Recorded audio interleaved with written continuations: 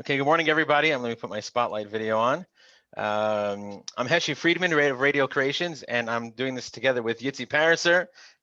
Actually, let me make you as a shared spotlight as well. Yitzie is my co-host here.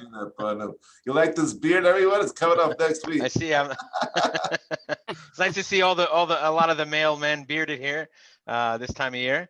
So I'm not used to. I had to put a few. It took me a few minutes to figure everybody out who they are from their look, but I think we got it figured out at this point. Anyways, so the first thing I just want to say is that Yitzie and I are proud to say that we're going to be going live next month for all those. The RBBN stands for the Rockland Business Breakfast Network. So we started off as a local group in Rockland County, and with the corona, we went on to Zoom. But one of the things we picked up doing this on Zoom is a larger audience from all over the country and all over the world. So I don't want to lose the momentum on this, but you still need to have the online networking component because, I mean, you still need to have the local component as well. So we're going to shift gears next month and go into a in-person networking event like we've had in the past. We're going to obviously limit the audience, so you want to register soon. If you're in Muncie, Rockland, North Jersey, come join us. This is going to be strictly a networking event. We're not even going to have a guest speaker this time. It's just going to focus on networking. And every once in a while, based on some recommendations I've gotten, it's good instead of having a speaker, we'll just have strict networking. So we're going to try different things. We're going to go to alternate between different platforms, in person, online, speakers, no speakers. So we're going to try a bunch of different things. On that note, I think we're going to go straight. Anyone who's out of town and wants us to come down to their community to run a local networking event for them, speak to us offline and we'll give you all the details on that. Yeah. Are you thinking of hybrid, Heshy? Just to have we definitely can do hybrid. We definitely can stream the live events as well.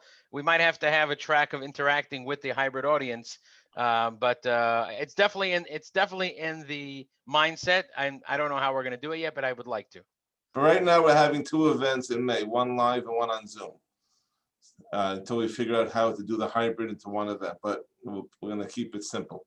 Oh, yes, you just mentioned about the WhatsApp group as well, that they can add their. Do you have the link for that? Yeah. If anyone's not yet in our WhatsApp group, well, we're going to add the link over here so you can join it. There's always, notifications and about upcoming events, and there is, people always ask for referrals over there, and that's very good. So I'm going to find the link and edit it in here. Okay, so let's get started. There's a lot of new people here. Basically, everybody should, when you make your introduction, say who you are, what your company is, what you're looking for. Try to do it in 10 to 15 seconds, and hopefully after the presentation, we'll be having a breakout room. We'll have breakout rooms as well, so you can all network on a smaller scale. But with that, let's get sponsor. What's that? We're going to hear from our sponsor. After we go through all our after everybody does their introductions, we'll hear from our sponsor. Then we'll have the presenter. Isaac will give his presentation, and then we'll have the networking. We'll have the networking breakout rooms. Hey, Heshy, could I share an idea? Sure. So I've been to quite a few of these virtual events, these networking events, and I don't know how people do it on this one. But just a thought, and for time's sake, I see we got 30 something people here. So if you want, we could do it the way that you suggested. It seems like maybe that works also.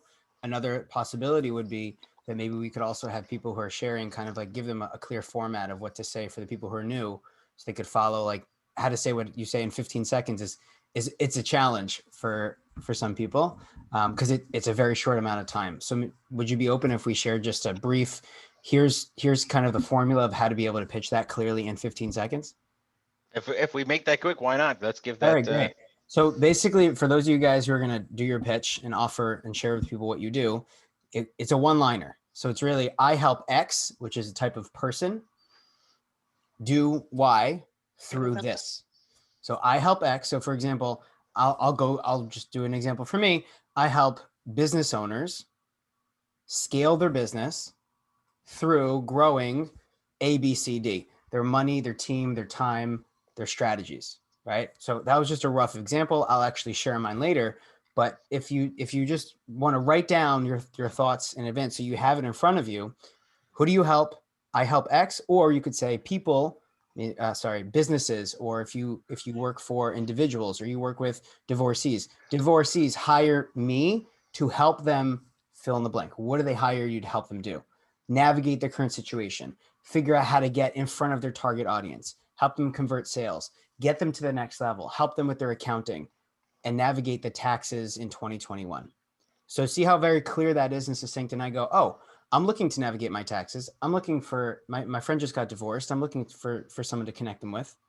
So right away, as if you say it in 15 seconds, right away people go, oh, I know exactly who to connect you with, or maybe I need your help.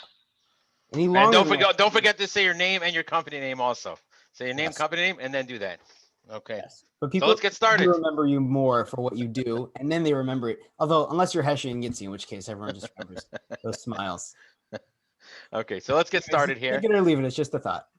Absolutely. Look, this is all people. There's a lot of new people here, and this is, people are kind of rusty in the networking game the last year or so. So hopefully this will get them back in. And this is the proper networking protocol here. Okay, so I'm just going to call out random names from my participants list here in Zoom. So I'm going to go through the list here. When I call on you, just say your name, say your company, and then do your little shtick like Isaac just mentioned. And that way we can get to know you. I'm going to remove my spot. Let's remove all the spotlights here. And then whoever's going to be speaking will be that spotlight. That's Isaac. Why are you the spotlight? Okay. With that note, let's start. Yitzie, I'm going to put you on the spot here. You're going to show everybody how to do this right. Oh my gosh. My name is Yitzie Paris, servant for Radio Creations. We create custom websites for small to mid-sized companies. Why small to mid-sized companies? I don't really know, but that's what we do. So if you need a website for your company, call us. Thank you, Yitzie. Okay, Aaron Parnas, welcome. It's good to see you after all this time. Aaron, you're on. Hi everyone. I'm Aaron Parnas. I do email marketing for e-commerce businesses. Use company RazorClicks. We're doing this for the last 10 years. And if you need help with your e-commerce email marketing, hit us up. Thank you, Aaron. Ken Goffstein. Ken, welcome. Good morning, everyone.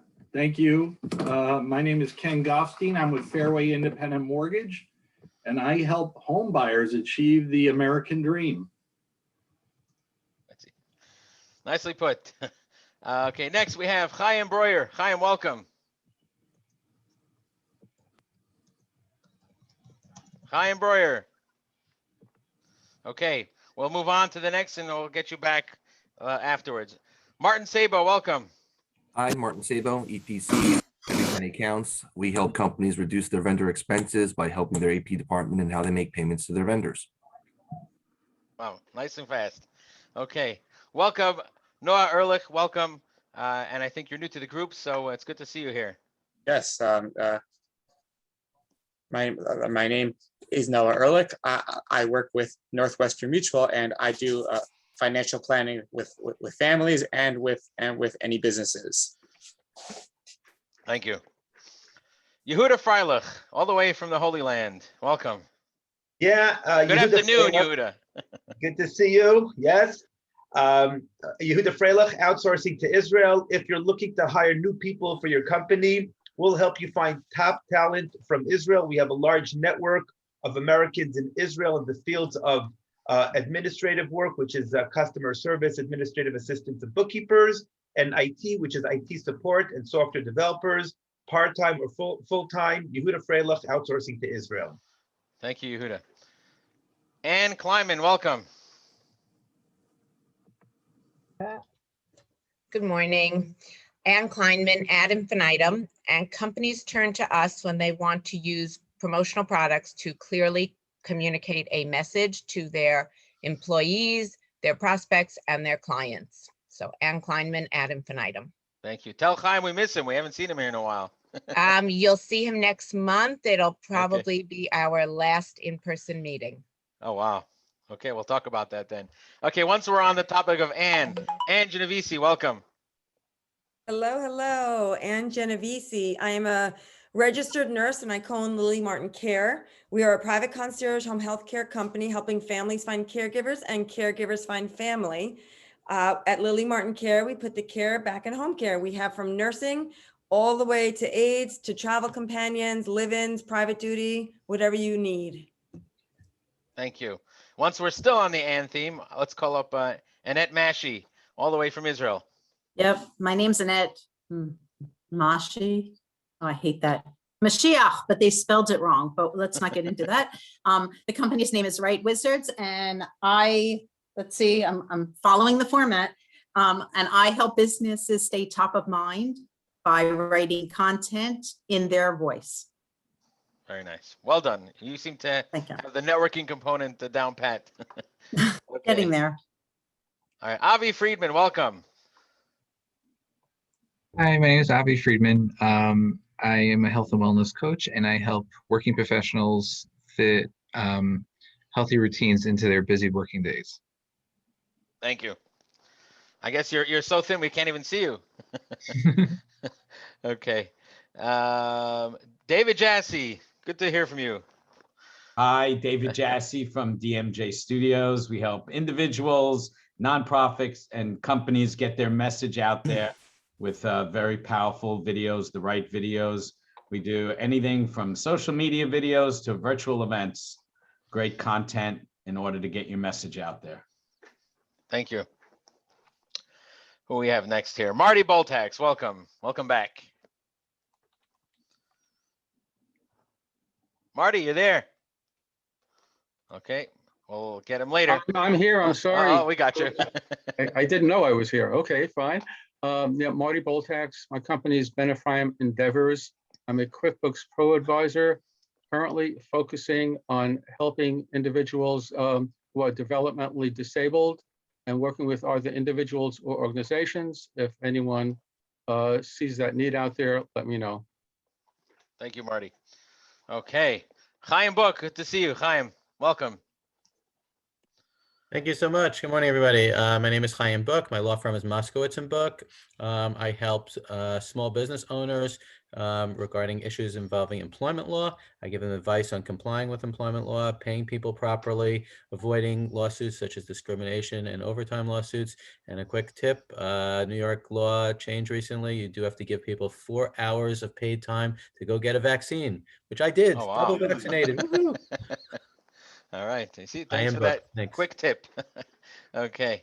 David Prael, welcome, all the way from Canada. Canada. I'm also in Israel. Oh, you're in Israel. Yes. David Prael, YDLP Investments. Good afternoon. Thank you.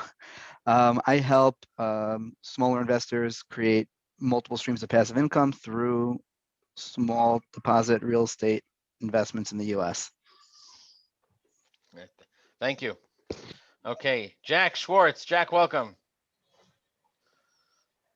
Morning, Jack Schwartz, Davis and Gilbert Risk Management Consulting. I am an insurance consultant and attorney that companies hire me to provide insurance expertise, objective insurance expertise for all matters related to insurance. Other than that, I don't sell insurance. I am just a consultant. Okay, thank you.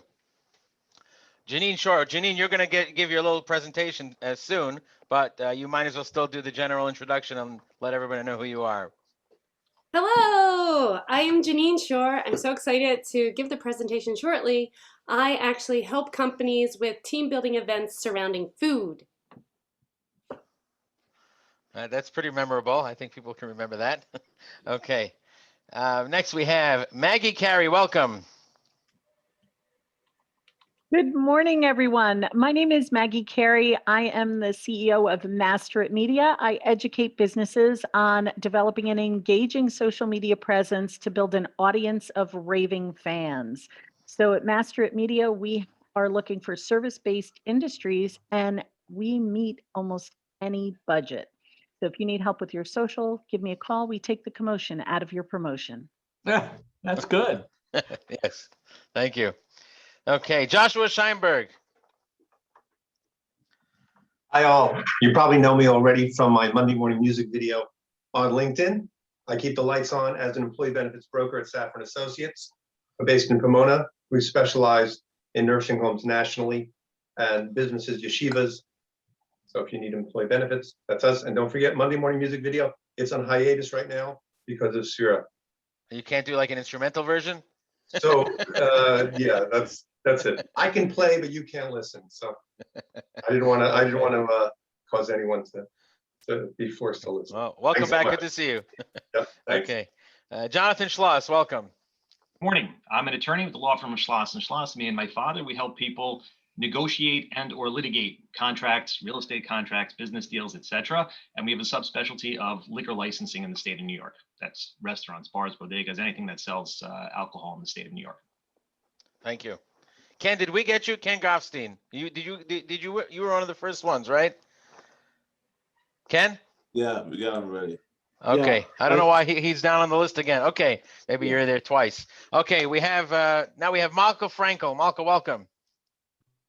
Thank you. This is actually my first meetup that I've ever been at. So this is actually a little exciting. I specialize in healthcare. I help keep everyone's beds filled in the nursing homes. We're currently servicing over 120 nursing homes.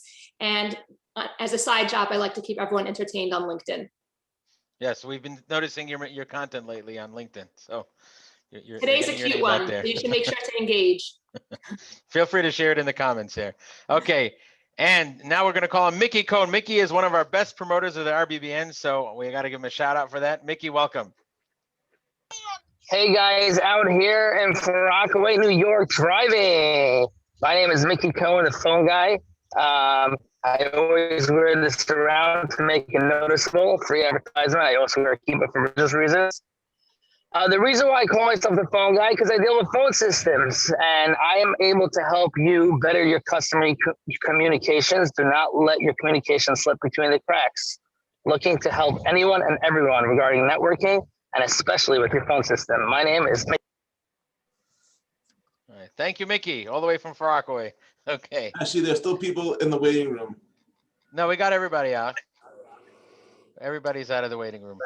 Okay. Neil Greenbaum, welcome. Good to see you. Hey, how are you? My name is Neil Greenbaum. I am a transactional attorney. I help people with their important business documents and when buying or selling a business or commercial real estate. Thank you, Neil. You don't wear a special T-shirt for networking events too? It's only LinkedIn videos? There we go. Okay. Maybe we need to get him an RBBN one. Okay, that's a good idea. do that. We're Who's talking sponsoring to that? people about swag, by the way. We started working on that. You know, we're gonna continue the conversation. All right, Penny Marzo, welcome. Good morning. My name is Pinchas Murazov. I'm a licensed public adjuster. I help the insured when it comes to insurance claims, fires, water damages, tree on homes, and things like that. On average, we get homeowners 574% more. That's according to the Office Program Policy Analysis and Government Accountability Study. We can go on, but best of luck. You guys should never need me, but keep my number handy because life happens. Thank you. All right, Rafi Salem. Rafi, good to see you again. Welcome. Hey, thanks, Heshy. Good to see you and good to see everyone else who I haven't seen for a while. Yeah. Rafi Salem, digital marketing since 1997. I started up my agency building websites before Heshy did, but then Not much before. I quit that because Heshy's much better at building websites, but I'm really focused on search engine optimization, pay-per-click advertising, and reputation management. I'm focused on helping lawyers, financial professionals, real estate, and architects. Thank you. All right, thank you. Nick, once we have you on the screen, why don't you introduce yourself? Nick Davidson. Hi, good morning, everybody. Nick Davidson, the Smart Solutions Group here in Muncie, New York. We identify businesses' greatest challenges, normally small to mid-sized businesses, help to craft innovative and efficient solutions, and then take responsibility for the execution of those solutions. All right, thank you, Nick. All right, next we have Sarah Miriam Gross. Welcome. I think you're new here. Yeah, I'm definitely new. I'm speaking to you from Israel Oh, wow. because I am a book builder. I offer ghostwriting, editing, and book production services that help turn experts into authors. That can mean a full-length book. That can mean a short ebook that's used as a lead magnet to help strengthen your brand. All right, thank you, and welcome to the RBBN. Okay, once we're in Israel, let's go to Tzvi Arnstein, also in Israel. Wow, we have a lot of people from Israel today. Good afternoon, Tzvi.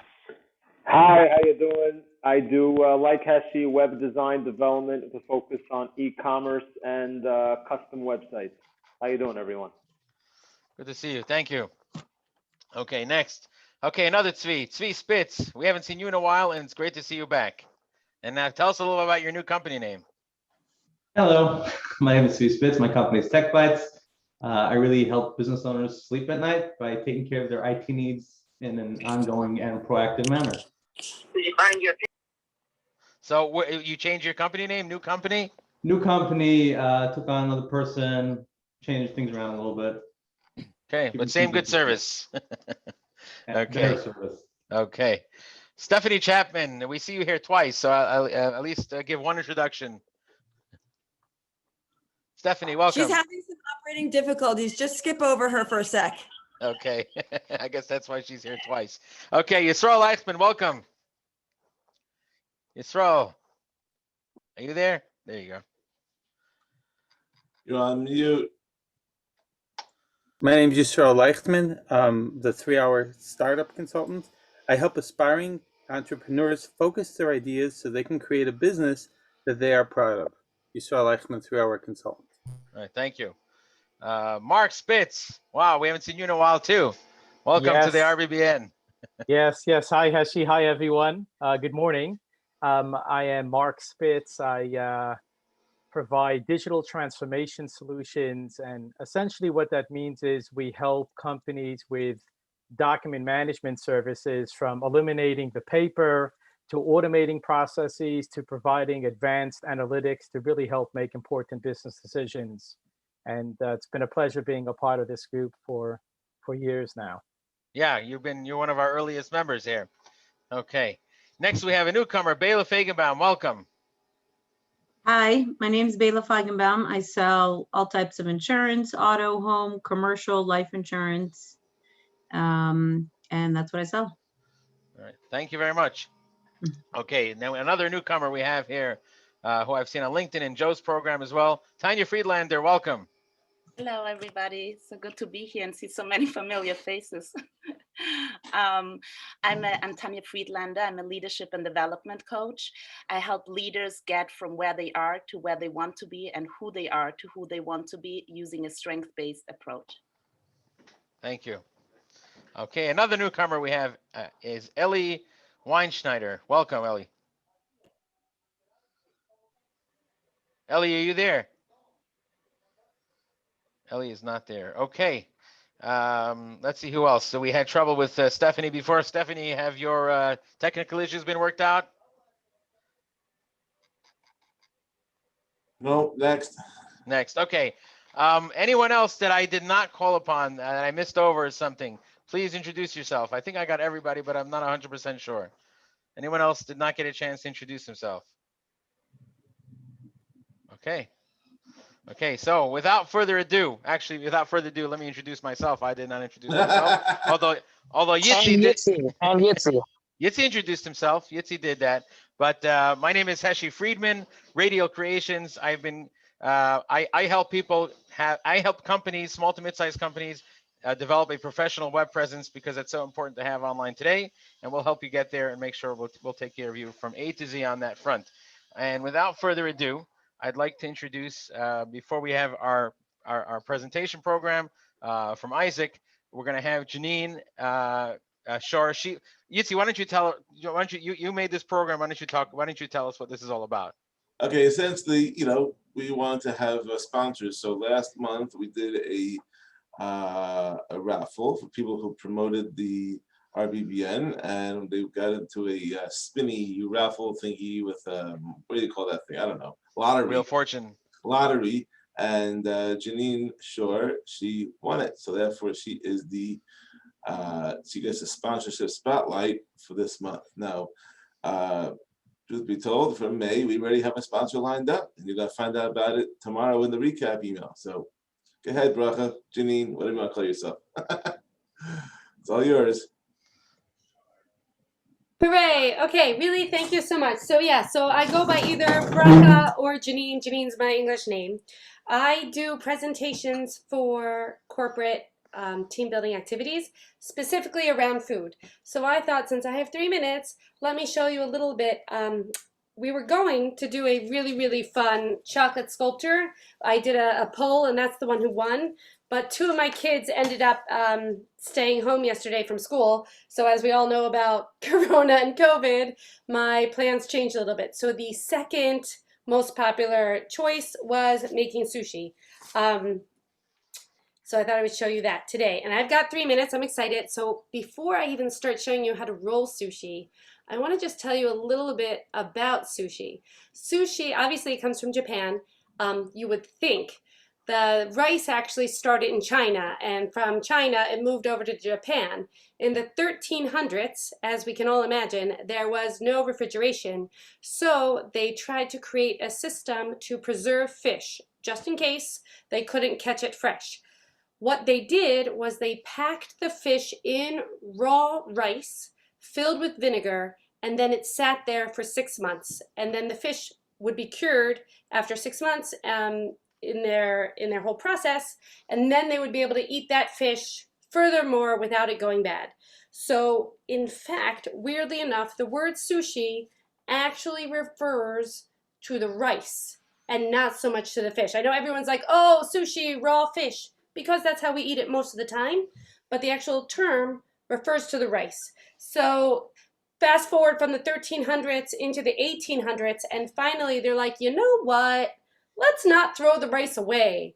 Let's actually make the rice, and then we'll season it with vinegar. They actually season it with vinegar, salt, and sugar, and that's why sushi rice is so delicious. It might just be me.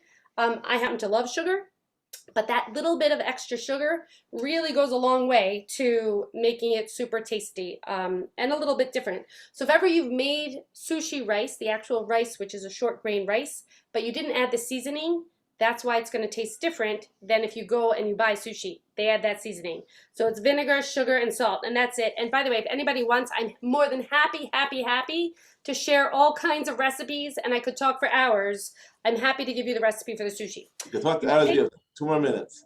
What? How many? You can talk for hours if you have 2 more minutes. Okay, good. I'm glad you're keeping track because I really do get excited. You take the rice. Now, what you take the nori, you take seaweed, and in this case, we're going to make a California roll, so I'm going to put the rice on the outside. If I was going to do it the other way and put the rice on the inside, one side is shinier than the other. And if you're really a big pro, you put the shiny side out. But in this case, because the rice is out, you can't see. You dip your hands in water, clap. I love the clapping part because you don't want too much water on your hands. You don't want to make your seaweed wet. You then grab your seasoned rice and you push it out. You push it to both edges. Now in this case, because the rice is going to be on the outside, it makes a bigger difference to make sure you don't have any holes, because otherwise you will see them easily. If the rice was on the inside, then you really don't have to care as much about the holes. The sushi pros, try to make one layer of rice on the inside, so that it's just thin. On the outside, though, again, you need it a little bit thicker so that there's no holes. The water, the cup of water, actually comes in super handy because then you can get your rice off, have a wet towel, voila. Now, one thing that I forgot to mention is that I did a really big trick. Your rolling mat, if this happens to be made of bamboo, I surrounded the rolling mat with saran wrap. The reason for that is because I'm about to do it outside. I'm going to have the rice on the outside.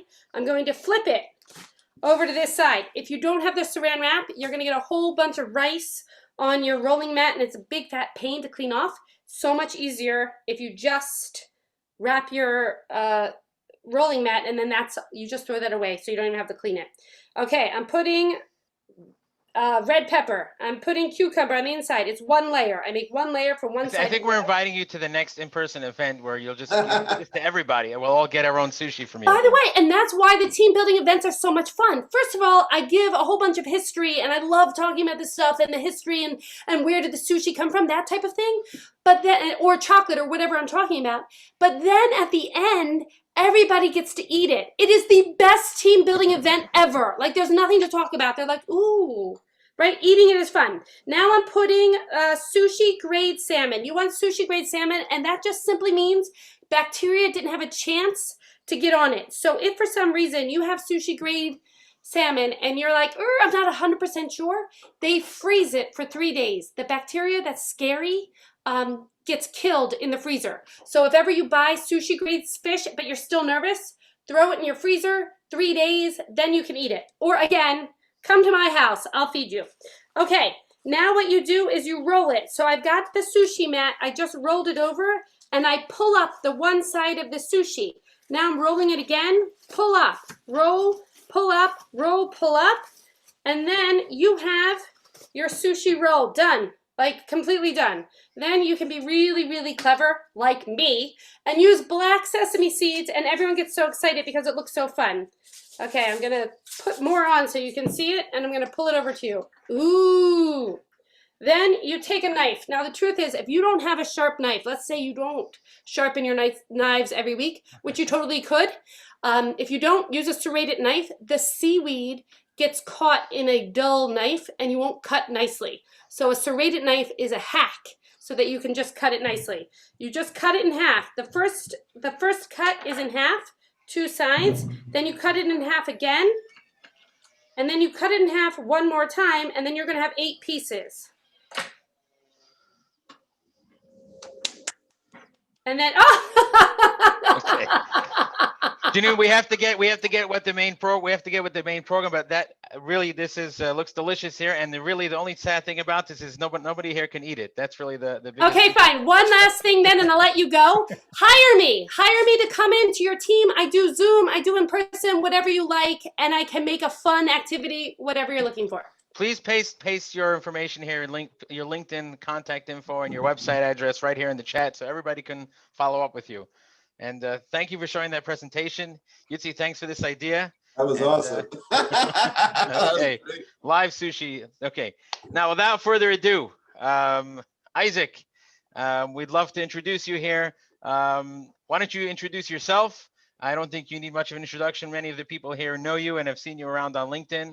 And I think we've all seen your snippets of wisdom. We've seen you. I've seen you at events, and I think you have real value to share with everybody. So go ahead and let's get the program rolling. All right. So good morning, everyone. It is an honor and a pleasure. I'm really excited, and I appreciate Heshy and Yitzie for reaching out for the invitation.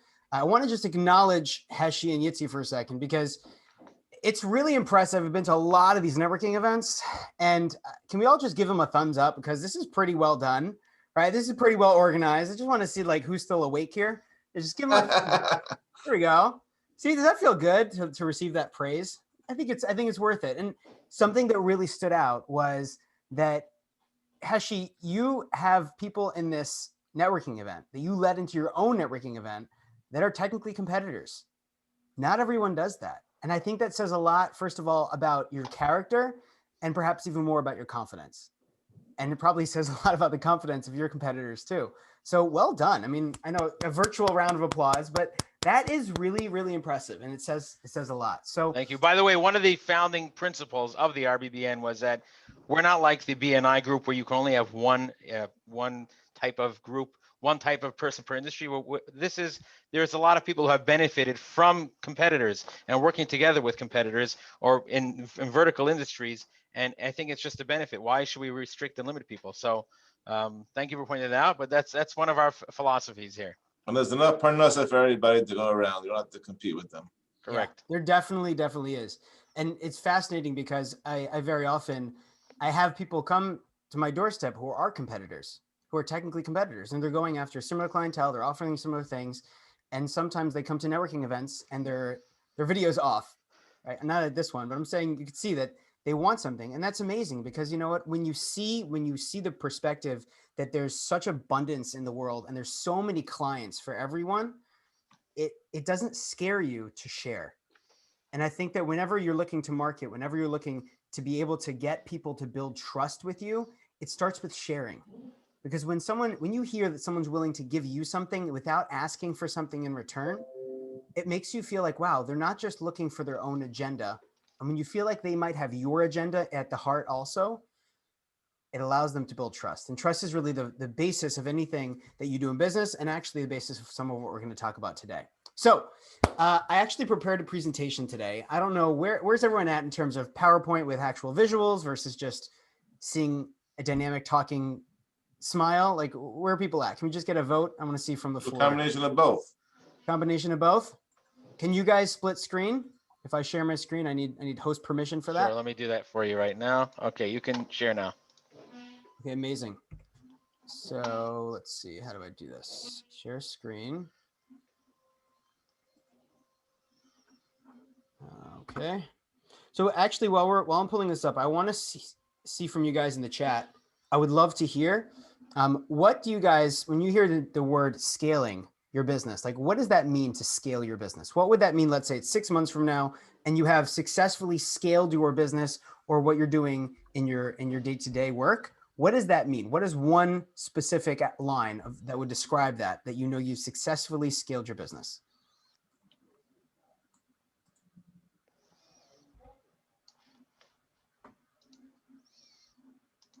Guys, put it in the chat. I want to see from you guys.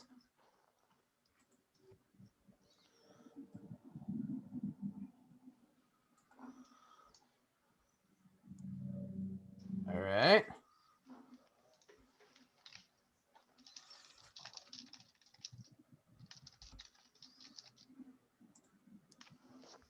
All right, I'm seeing pipeline. Things are work, right? Hand-holding isn't needed. Increase subscription, hiring the right staff, coming up with repeatable procedures, hiring staff. Those of you guys who actually work with hiring staff, take note of who actually said that. All right, calendar full. I assume that means a full calendar of ideal leads, routines that you can repeat, holograms.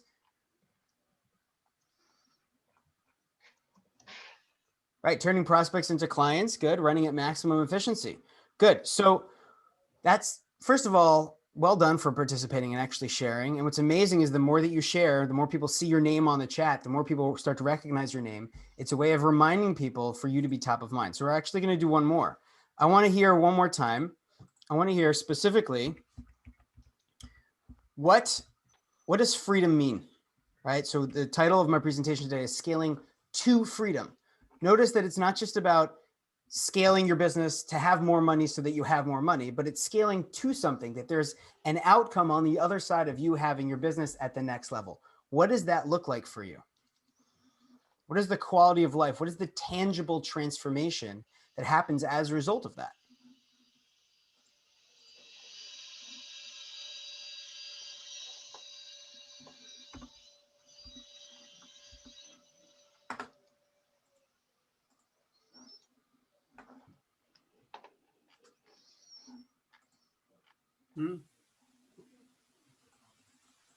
Eichler? Oh, yeah, Sultan. Was not muted. I just muted him. All right, so I'm looking in the chat, and I'm seeing some good responses here.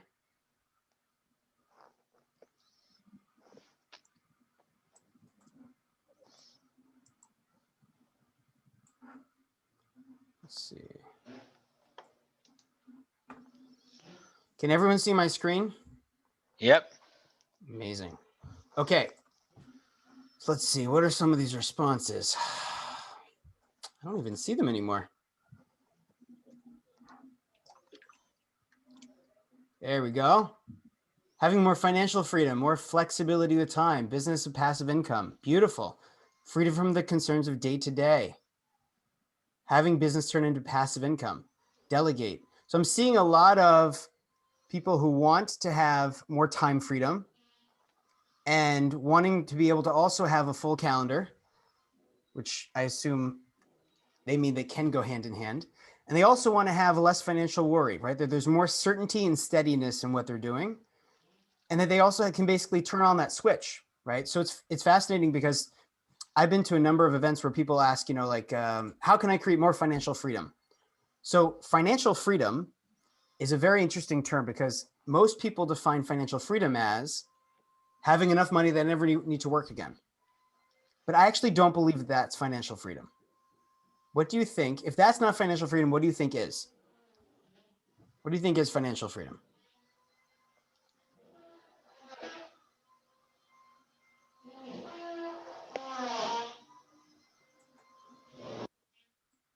What do you think financial freedom is if it's not that? Ability to choose what you do for money. I love that.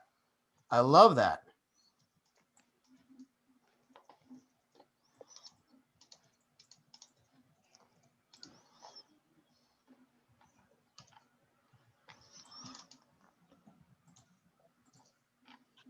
Good. Being able to do whatever matches your heart. Right. Well, so while you guys are writing in, just for time's sake, I'll share with you my definition. My definition of financial freedom is where you have a money-making machine in your life that you can literally turn on the switch and leads will start to come in, or you know how to create that lead flow. And when you're not interested in doing more of it, you can just either lower that switch or turn it off. Think of it as a dimmer switch. And so most people find that when they're trying to grow their business, they're either all in, full speed ahead, and they're heading for maybe they're being successful and they're heading for that next level, and at the same time possibly burn out, or they're working and they're trying and they're shooting in the dark and they're hoping something's going to stick and actually help them get to the next level. And so what happens is financial freedom ends up being this thing that we constantly chase. Scaling to have more freedom ends up being this thing that we constantly chase because we don't actually have clear, measurable numbers, right? Now, I know that I didn't ask you guys to give them, but out of habit, most of us don't think of clear, specific numbers where when I achieve X, then I know that my needs will be met, my business will be at the next level, and I will have achieved a certain goal, a certain level that I want to be at. So before we jump into the content, if you guys have, you're at home or there's kids nearby or other employees, for your benefit, I got a few requests. First one is have your headphones plugged in. Right? This way, if your phone beeps or kid comes in, whatever's going on, you don't hear it because you're focused. We're talking about 3 strategies that can actually help you scale your business, make more money, and have more time. The second one is close or minimize other tabs. So if you have other tabs open or your employees are messaging you or you're messaging back and forth on WhatsApp, whatever you're doing, if you want to do it, you're welcome to do it. I don't know. But to get the most out of the next 20 minutes, minimize your tabs. And if you can, stand up. If you can't stand up, sit in your chair or join me. Just a little hack for you guys. If you're ever about to get on a call with someone that you want to have a really successful outcome from that call, a sales call, a networking call, a prospecting call, maybe a call with your employees, maybe it's a meeting with your team. When you're standing, statistically, you actually are more successful when you're standing, and you will have, try this out, challenge me. I'd love to hear how it goes for you. When you stand, you actually build your confidence because what happens is you send a message from your brain to your body and from your body to your brain that I am going to rise for this. There's some level of importance, right? In religious services, when there's the peak moments of the religious prayer is when we're standing for that. When we meet someone, we stand up, we rise to the occasion. There's something in our brains that when our body stands up, it's like we're prepared for that. People don't go to war, so to speak, right? Back in the day, they don't go to war while sitting down. But when you stand up, there's a level of confidence that's stronger than that level of how competent I feel, how experienced I feel that I am. So stand up if you want to join me. Notice that I started the meeting sitting and now I'm standing. And if you want to sit in your chair, all the power to you. I also welcome that. So any questions you have, I love questions. We will make sure we carve out a few minutes at the end for that. So just write them down, write down your questions. They might actually be answered. And if you have one of these gorgeous, beautiful things called a smartphone or a dumb phone, whatever you got, if you don't mind just turning it over so that it can allow you to focus. And then any alerts that you have on your device, if you don't mind muting them, that would be amazing. Okay, so just very briefly, today's about you, but I want to share with you 25 seconds about why is this guy speaking about this? Who is this guy for those of you who are not familiar? And what is it that I have in my background that would give me any credibility to talk about this? Because whenever I hear other people talk about their background or they're presenting, I'm always like, why should I listen? So here's a thought. So first of all, I started 4 businesses across 3 industries. Each one had a very simple and scalable, I didn't say easy, but simple and scalable breakdown and strategy to it of how I did it. And each one of them had low to no startup costs. Most people think that to make money, you need money. That's sometimes true, but very often it's not true. In fact, I know people who got into real estate, right? David Prale, I heard his pitch. People who go into real estate investment and they actually don't have money when they start out, but they end up having money on the other side of it. So you actually do not always need a lot of funding, and so these were all 4 of these were low to no startup costs. and they all had a high ROI. And what was beautiful was that I built them on these principles that I'm teaching you today, where as much time as I wanted to put in, I was able to turn that up, right? Up that dimmer switch or lower that dimmer switch. And it allowed me to have lots of time freedom. So I've done this before, and I invite you to come on the journey. I'm sharing with you 3 very, very simple things that allow you to see how do you scale. Okay, so I asked you those 2 questions. The second part is, if we have time, we're going to talk about how do you actually scale back your time to free that up. So your business, think of it as a personal pie. Shout out to Janine for a great presentation. But when I saw this photo, I just thought, oh, maybe pizza would also be great. After we finish our sushi, let's do a pizza networking event or team building event. So there's 6 slices to your pizza called business. There's mindset, which is foundational. There's marketing. And after that was what we're really focusing on today, which is the sales component. The reason why we're speaking about sales is because it's the most clear and easily measurable aspect of whether your business is growing or not.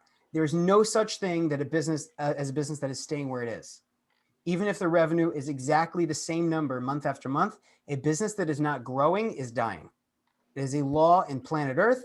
Anything that is not growing is dying. Even if just for inflation, the amount of money, if you're just maintaining that amount of money every single month, just for inflation and the fact that you always have competitors and new technology and new challenges in the workplace that are coming up, you're always either moving forward or you're not. Sales is a very, very objective and easy, clear way to measure that. The fourth part is systems. A lot of you guys want to have more time freedom, more ability to do the things that you love in the way that you love with the people that you love when you'd love to do it. A lot of that has to do with having systems. There are systems for mindset. There are systems for marketing, sales, and also for the people, right? So your employees, processes that you have. We're actually going to not go into that today, but I wanted to just outline to show you kind of where's the geography, where in the 6 steps, the 6 aspects of your business, do you have what we're speaking about today? And the last one is the owner. The owner is always, let me rephrase that. The owner is almost always the chokehold of the business. Whenever business owners come to my doorstep because they want help solving how do they scale their business, what does it look like to get to the next step, how do they find the right team, the right talent, how can they increase their profits, decrease their costs, get a proper steady flow of leads, be able to have a higher closing ratio, whatever it is that they come to me for. And sometimes it's team trainings. Sometimes they want to have team that are actually doing the things they're supposed to be doing in a productive, which means efficient and effective way. Those are different things. By the way, does anyone know the difference between being efficient and being effective? I want to hear in the chat. Does anyone know the difference between being efficient and effective?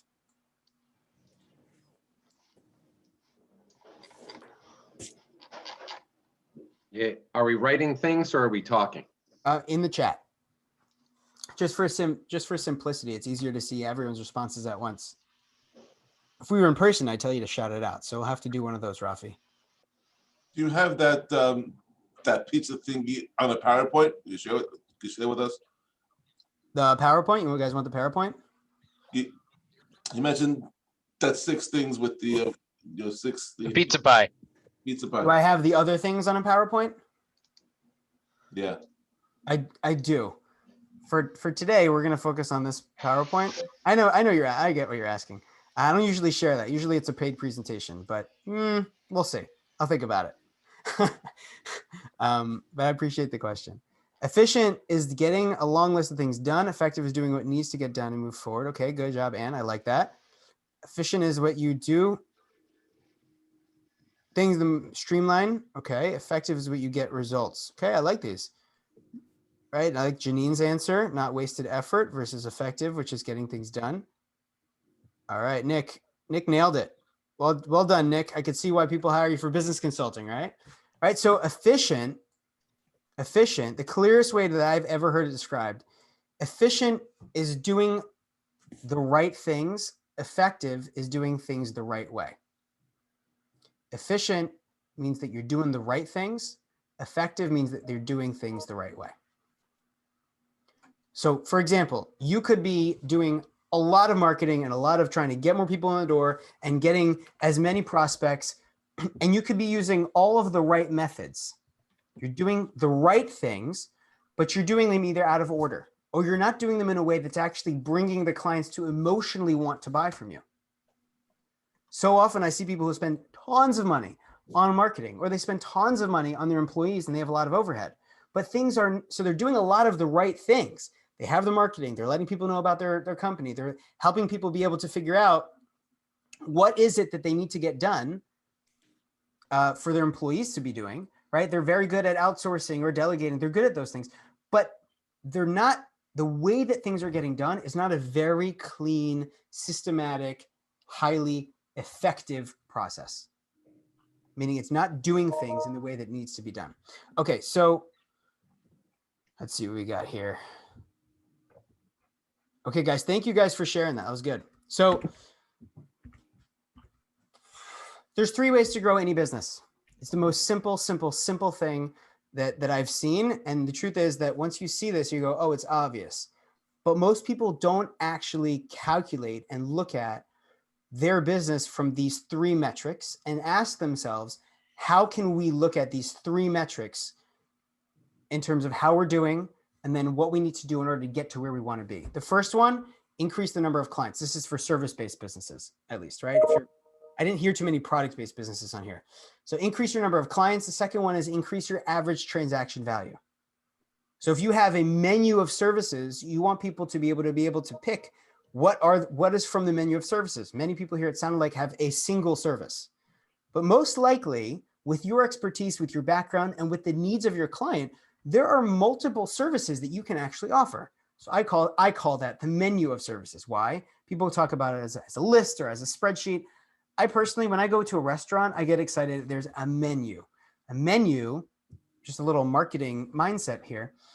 A menu is something that people don't look at and say, should I buy? They look at a menu and say, which should I buy? When you're selling to people, when you're trying to get people to buy from you, you want them to not be deciding if they should work with you, if they should hire you, if they should buy from your company, but how or what they should be buying from that. You guys hear the difference? I don't see any faces. Let me get your handsome faces up. Oh, beautiful. And then the third part is increasing the frequency of repurchase. So every client that you bring into your company or bring into your business, every time that you acquire a new business, there's always effort that went into before that, right? Even a client who just calls and says, hey, I want to hire you.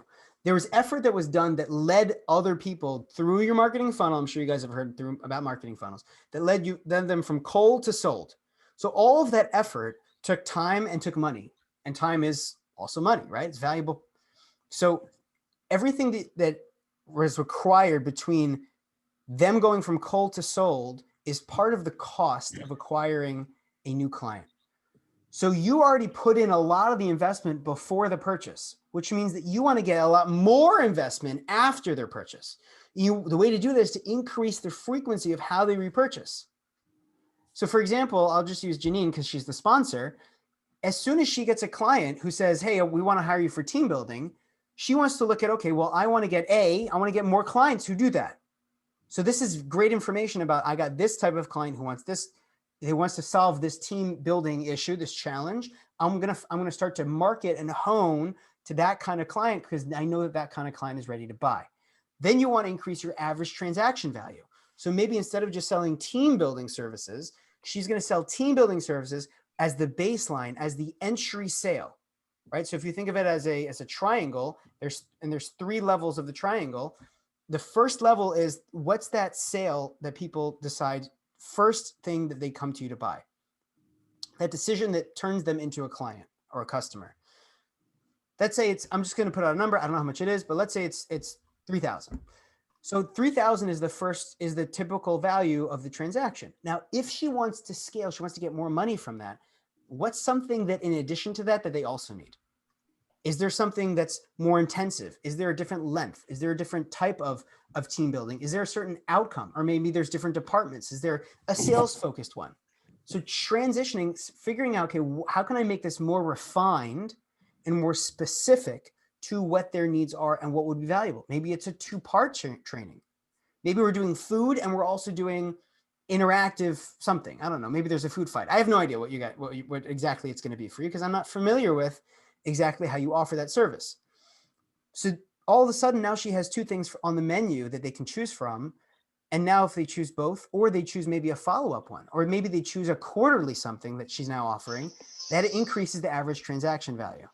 And then the third part is you want to increase how frequently they buy from you. So you want to give them more opportunities and easier opportunities to let them buy from what you have to offer. So most people, when they think of their business, they think of it as like, yeah, I sell this. Okay, but I want you to start selling this over and over in 5 different ways, in the way that people are actually looking to buy this, in a way that really meets their demands at a high level. It's not just I sell this, it's I sell this to solve this global problem, meaning global for this individual or this company or this person. This is an encompassing issue that they're struggling with. And from that, what are ways that we can keep reselling? Are you guys with me so far? I know this is higher level stuff. I admit that it is higher level stuff. Can I just get some, either a shout out, some comments in the chat? Is this resonating?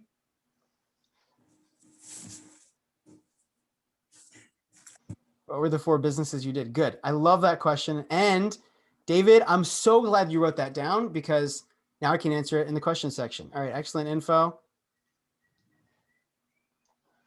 Okay. Keep going. This is great. Okay. Amazing. I'm just assuming that everyone feels that way. Loving this. Amazing. Okay, good. So then we're going to keep going. Okay. So check this out. I do not like math. I don't like math. Okay. Especially accounting, all that stuff. So I outsource all of that. But if you want to grow your business, you have to get clear about data. This is the most dry and difficult thing to present on, but I'm going to try to break it down really, really simply. I'm going to tell you why this is super, super important. The biggest obstacle I mentioned earlier, the biggest obstacle for business owners to grow their business, no matter how big your company is or how small it is the business owner. The business owner is the chokehold of the business overwhelmingly % of the time. I don't know, 70, 80, whatever the number is, overwhelmingly. And I found this over the last 12 plus years of coaching. Whenever someone comes to me with an issue, the issue is usually in the way that the owner is thinking about things or in the way the owner has been doing things. And they've just been doing it increasingly that way, but they haven't ever looked at it in an objective way. Objectivity is your path to the next level. Okay, look at this. Let's say whatever you have 1,000 clients. If you only have 10, so just subtract the 2 zeros. If you have 1,000 clients and your average sale is $100, right? Maybe you sell products. Let's say you sell products, or let's say you sell a business, a service that is automated. So you can easily automate this and do a lot. If you don't like the numbers, just again, let's say you only have 10 clients, the average sale value is $1,000, right? It basically comes out pretty similar. And if you have them buy from you twice over the course of a year, that's $200,000 in income. If you increase this by just 10%, you increase each of these by just 10%, do you know how much money that increases?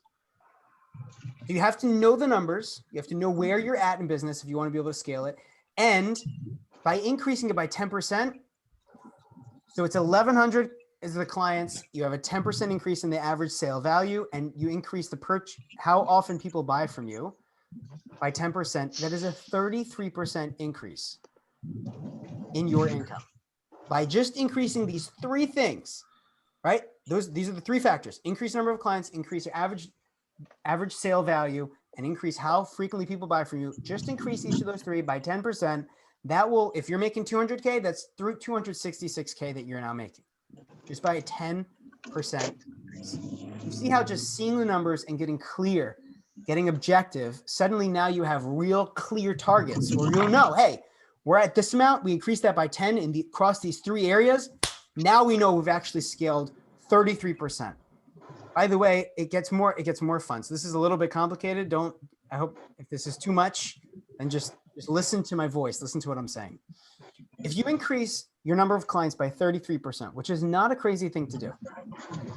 And again, if you want to take off some of these numbers because you don't have 1,300 clients, or you only have 100, or you have 10, then you just shift the numbers, right? Move the decimal over. 25% increase in how much people are buying from you, let's say whatever you're selling, and you increase your 2.2 an increase of 30% of that, 33% of that is actually 3. Meaning, if you take the second line here and you increase this by just 30%, all of this will equal a 2.5x of your income in business. Now, how many people have I confused so far? Is everyone still with me? Is this confusing? Or is it like, okay, this is really cool, but I kind of need to see someone break this down for me? Yeah, I agree with that statement. Okay. So basically I'm gonna do this on the blank screen. I'm gonna pause my share. How do I pause my share? Isaac, you weren't sharing. We didn't see anything. You guys didn't see my screen? Nope. What? No, I was going to ask you before, could we see some of this visually? Right. Talking, but we just watched you. You guys see my screen now? Now we see your screen, yes. Oh my gosh. All this? You guys missed all this? You got it. That's what I asked you before. You'll have to share with everybody. Oh my gosh. Okay. And you worked so hard on that. Wow. Nice job. Isn't that amazing, by the way, that you could work so hard on something? Actually, I didn't work that hard, but this has been something I've given a few times. But you could work hard on something, you work really hard on something, and then even in the moment that you're delivering it, it might work out differently than you want it to, right? Amazing. So like I shared before, right? The business owner is the chokehold of the business, how you're able to bounce back, your resilience, your ability to see, hey, you know what? Okay, this didn't work out. Let's try it this way. Keep going and going and going. What's amazing is that every one of you that is here today because you believe in the business that you have.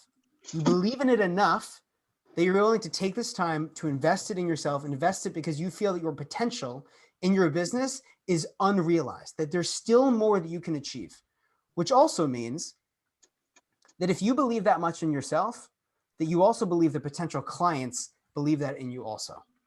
So next time you're facing and you're saying, okay, I want to grow my business, and you're feeling this hesitation, or there's some chatter inside your mind that's doubting you, remember that you just spent an hour or whatever it was on a meeting to grow your business, presenting to other people, showing up in virtually, and listening of how I can grow my business, because you actually believe in that. And people are incredible in how much potential they have. And what's amazing is so often we actually forget that. So what's my time check? Oh, we got another like 5 minutes or so. Amazing. Okay. So this is the average, right? Increase your number of clients, increase the average sale value, your average transaction value, and increase the purchase of how often people buy from you. And I just broke it down here. I realized that the numbers were like, what is he talking about? And then 3 different examples of that. Okay. So now let's say you want to scale your business, right? You want to grow this thing and you want to have more time freedom. Okay, so now you're not seeing my screen, you're just seeing my face, correct? Correct. Yes, correct. Okay, amazing. So I'm used to actually being the host, not being hosted by the host. So I'm not sure how it works on Heshy's end, but I knew that I was in good hands because I know Heshy knows technology. That's not always the case with the host. So thank God I lucked out today. So now that we broke down just very briefly the 3 key factors of what to focus on to grow your sales, obviously there's the marketing that goes into that. Obviously that also requires you to have the ability to get people into that pipeline and also to be able to deliver to them in an efficient way that doesn't require now you're just running around doing more work. So many people mistakenly believe that in order to make more money, you also have to work more. That's actually not the case. I'm sure you guys have heard, don't work harder, work smarter. Well, working smarter requires having clear systems, clear strategy, and a clear way where as soon as there's an issue that comes up, you are able to fix it. And if you're not sure what it is, you have someone that you can reach out to, or you have someone, your company, who's able to very quickly diagnose and help you figure out a solution for that. So now that you're learning how to scale your business, you also want to have some more time freedom. So here's the challenge with that. I'm just going to briefly share this because we are short on time. And this is a 60-minute presentation that I'm sharing in 20 minutes. So you want to be able to track your time. There's 3 ways that I found that I absolutely love. And when I started doing each of these 3 religiously, I literally freed up 20 hours a month where I was no longer working. I don't know if you guys have seen my videos or my posts, like you'll see me on the beach. You'll see me going out. I'll go out and like I went away on vacation the other week. I go out to lunch with my wife. I take 3-hour day dates, right? I'll go hang out with friends. Like I do all these things while my business is still running, but I was able to actually not do any more work, but just by seeing where I could free up my time. And these are 3 of the methods that I used. Guys, this is gold. I use a time tracking sheet. You guys see my screen, right? I use a time tracking sheet, and I actually have a PDF of that. If you guys want that, reach out to me, like send me a DM or reach out to me on LinkedIn, or I'll give you a link where you could reach out to me in a moment. Reach out to me. I'm happy to give it to you. I already created one that I find that really works with the system. It's not just a regular time tracking sheet. There's actually 4 sections to it, and there's specific measurables to keep you really, really focused. Second one is I actually use technology. Use technology. So many people who are not familiar with technology shy away from it because they're not familiar with it.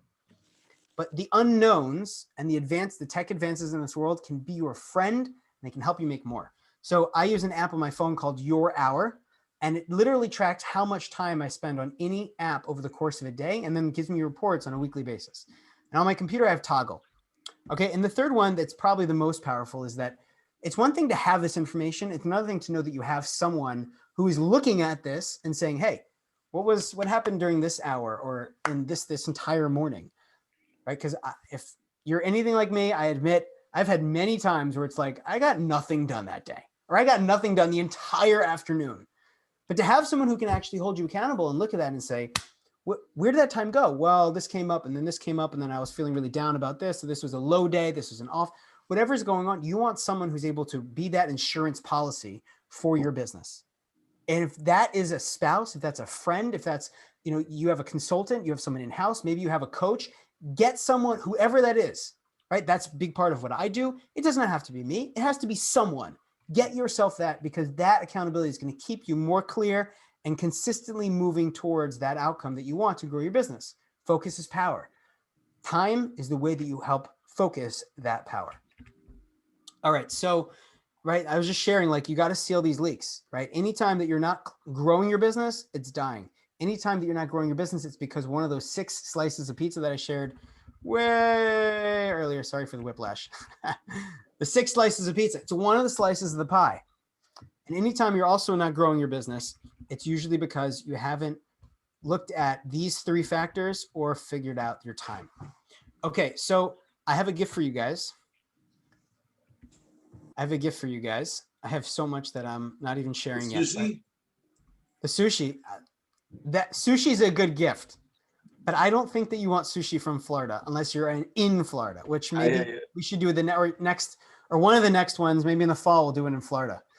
I have a gift for you guys. If you guys stayed focused and you stayed, which not everyone does, which it looks like a lot of people are still here, I want to give you a reward. So for those of you guys that are hungry for more, which I saw that you guys didn't all have the PowerPoint, I'm happy to offer a 20-minute conversation to guide each of you more specifically. So in my business, one of the things that I wanted to have is I wanted to have periods of time where each week I could connect with people and give them help, give them support, whether or not they work with me, amazing. Whether or not they're a competitor, amazing.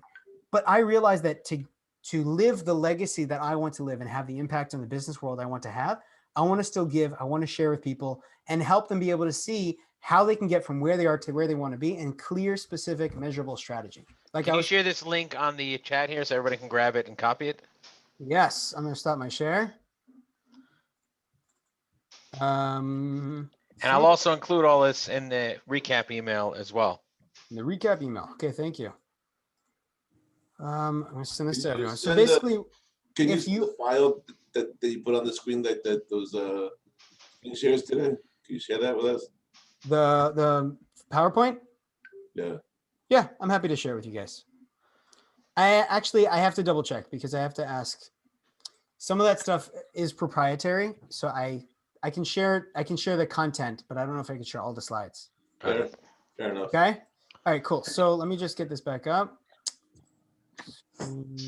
One. You know what? We'll nix it. For sake of brevity, you guys just see my face now, right? Yep. Okay, amazing. So if you guys want something customized, right, for business owners, we call it a revenue roadmap. For people who are in the career space, meaning they're an employee or they're an individual consultant or they're commission-based, it's clarity and direction. It's a conversation to help you get to the next level. If you're interested, happy to have that conversation. This is not for everyone, right? I want to be really clear. This is not for everyone, because I know that everyone has different goals they want to achieve. Everyone has different outcomes they're looking to achieve, and that's totally, totally fine.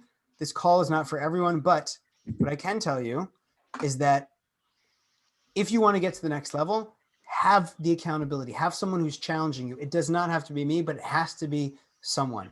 Using those three strategies to free up your time and implementing them both efficiently, which is doing things right, implementing it the right way, and also doing the right three things, but also increasing your sales very clearly in a very objective, clear way, like we covered, will help you get to the next level. It's almost a pure science.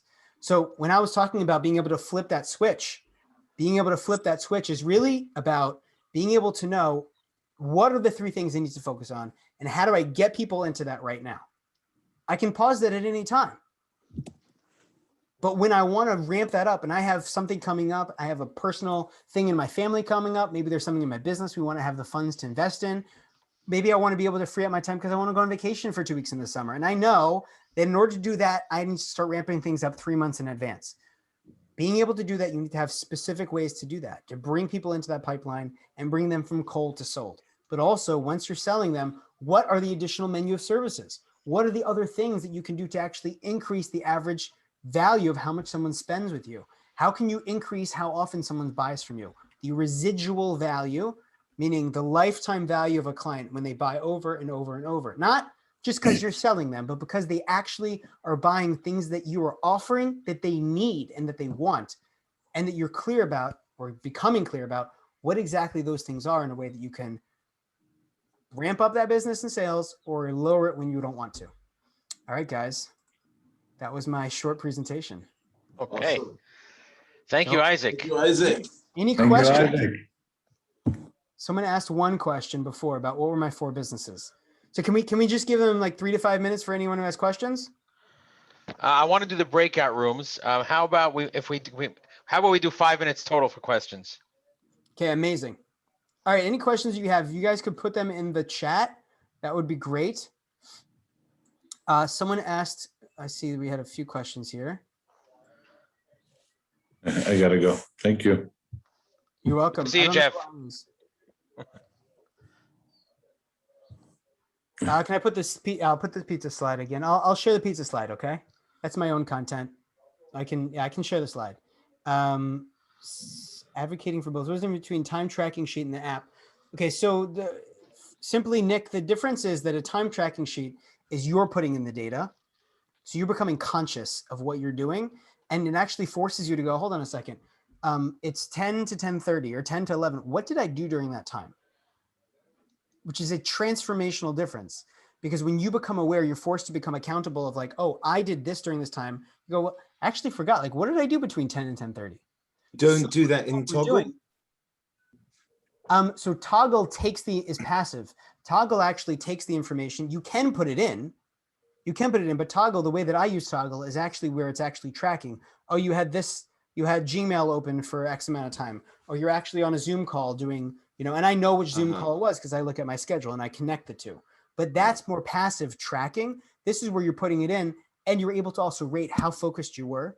You're able to rate you're able to look back at this and go, what was my version? How do I define what this was instead of just Gmail 30 minutes? Thank you. You hear the difference? Good question.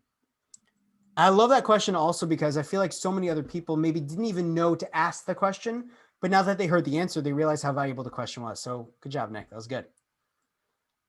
Someone asked me what my business is. So my first business I started when I was 17. It was actually personal training. So this is before I ever heard of coaching or health coaching. I didn't know what that was. What I knew was that I was in great shape. I was an athlete in 3 different sports, and people wanted to know, how do I get that physique and be able to eat more than anyone else at the barbecue and still have that physique? And I was like, I'm happy to teach you. People started wanting to pay me for that. So the first business was personal training. It turned into health and wellness coaching for business owners and entrepreneurs or commission-based salesmen who were on the job. They were busy. They had a busy lifestyle. They had a lot going on. And they wanted to know, how can I maintain the body that I want, the weight that I want, and the energy that I crave? If you guys haven't noticed, I have a lot of energy. Not natural. I trained myself to be able to do this. So that was the first business. That turned into health and wellness, where I moved into offering people like wellness lifestyle plans, personal training one-on-one, actually doing trainings in a group setting, in the office setting. And then the second business was, I love food. I love food. So Janine, I love food. So the second business was called You Sit, We Serve. At that point, I've been working in the catering and restaurant business for 6 years as a waiter and also a little bit management. And I realized that people they didn't want to pay for party hall and for a full-blown caterer in order for them to actually enjoy their party. They wanted just to have something in their house, a parlor meeting, a bar mitzvah, a wedding, shever brachas, a fundraising event, a graduation, whatever it was. And they wanted to be able to have waiters and staff and the flow of the day set up in a way where all they need to do was just come downstairs at the beginning of the night and go upstairs at the end of the night and enjoy everything in between. So You Sit, We Serve was the name of our second company. It was basically a wait staff company where I had people who were double and triple my age working for me. And there were times that I wasn't even there.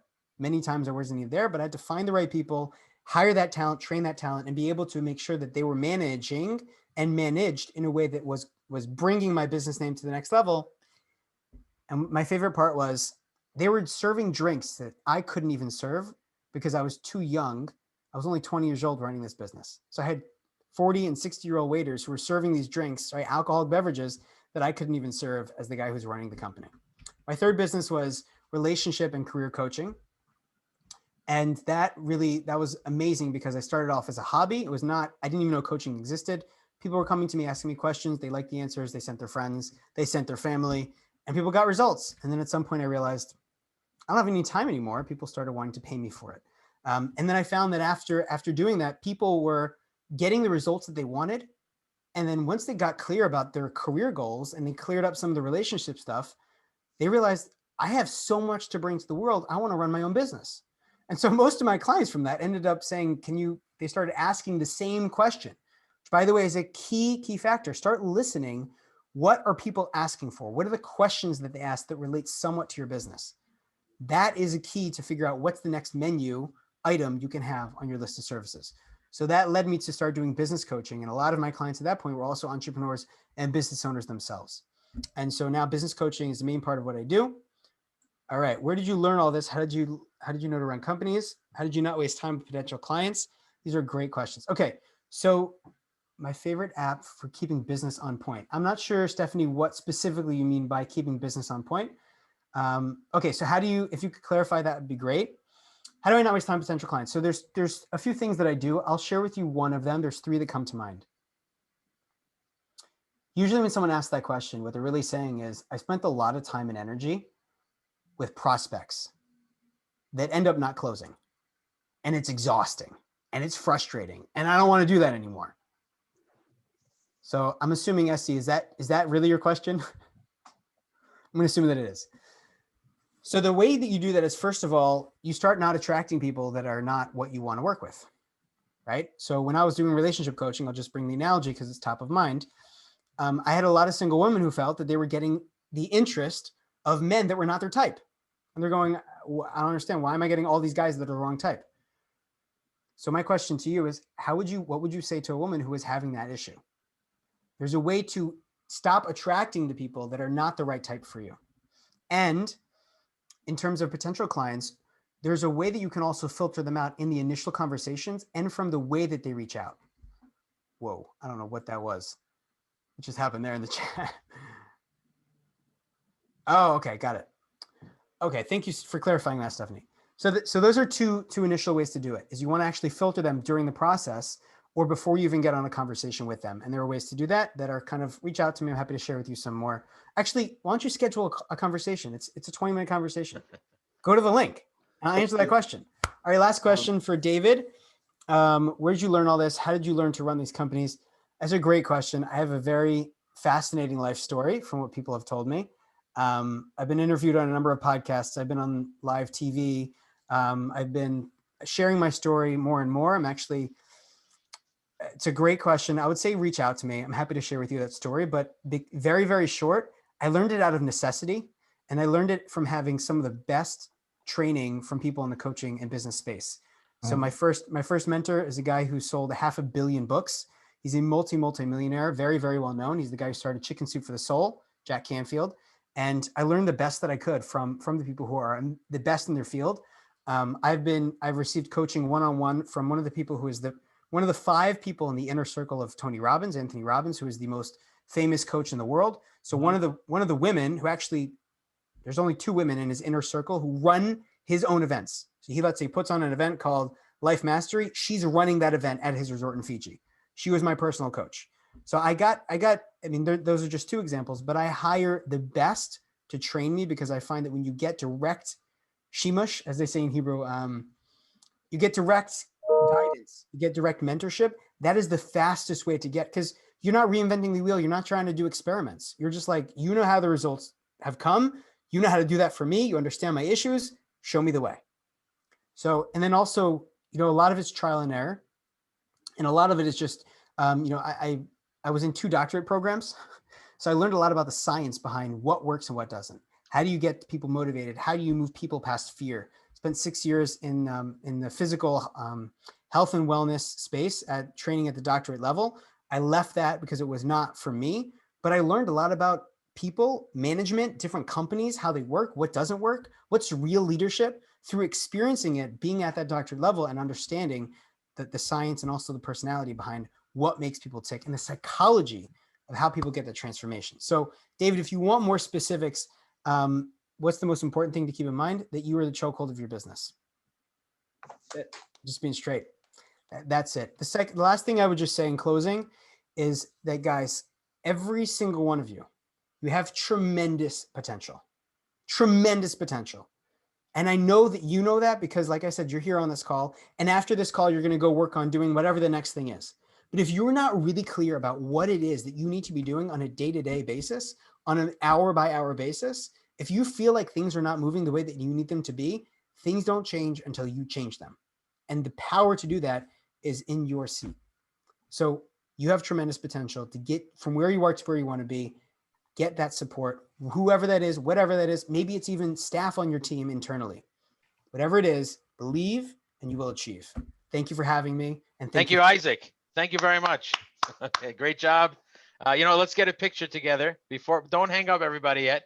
I'm going to put you a spotlight side by side. Hang on one second. And everybody should also, if whoever's still here, take a picture, share it on LinkedIn, share it on your social network. Smile. I want to smile. 1, 2, 3. Hold on. Hold on. Okay. Let me get you there and let me get myself with you. And I have 2 events to talk about as well before we hang up. Why is this not going into the screenshot? Hold on. I'll print screen. Paste. Okay, let's try this and let's try more. Okay, I can't do both of us next to each other. Okay. Anyways, before everybody hangs up, we're gonna put everybody, whoever's left, into the breakout rooms. But I do want to mention here. I spoke to Yitzie Holzer. He's doing a networking event in beginning of May in the Purple World with Maya Favelson. He has some free tickets for RBBN members. So basically, he gave me a code to use. I'm going to share it in the email. Whoever wants to reach out to me, and I will give you the free ticket. He wants to promote people who are serious networkers, and he realizes our group has a bunch of serious networkers here. So reach out to me, and I will give you the VIP code to log in and get the free access to the networking event. I have 10 codes, so only the first 10 are going to get it. So that's the first thing I mentioned. The second thing I'm going to mention, Yitzie. I just want to let me just remove spotlight of you you, Isaac. I just want to point out, Yitzie and I are looking for a sales manager here at Radial Creations. We're looking to hire a full-time salesman to sell our web services. We're looking for it's basically a fixed price plus commission, health benefits, etc. If you know anybody, or you know anybody, if you are somebody looking for this or know somebody looking for a sales position, please reach out to us. Okay, and with that, I'm going to conclude the event, and we're going to go straight to the breakout rooms. Thank you very much, everybody. Thank you very much, Isaac, and I'm stopping the recording.